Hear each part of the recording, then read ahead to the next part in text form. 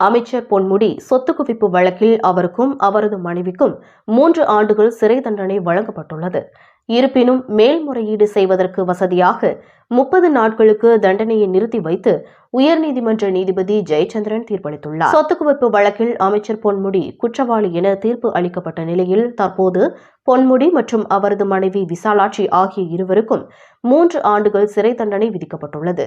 தீர்ப்பை எதிர்த்து மேல்முறையீடு செய்வதற்காக தண்டனை நிறுத்தி வைக்கப்பட்டாலும் 2 ஆண்டுகளுக்கு மேல் சிறை தண்டனை விதித்துள்ளதால் அமைச்சர் பொன்முடி தனது எம்எல்ஏ மற்றும் அமைச்சர் பதவியை இழக்கிறார் என்பது குறிப்பிடத்தக்கது.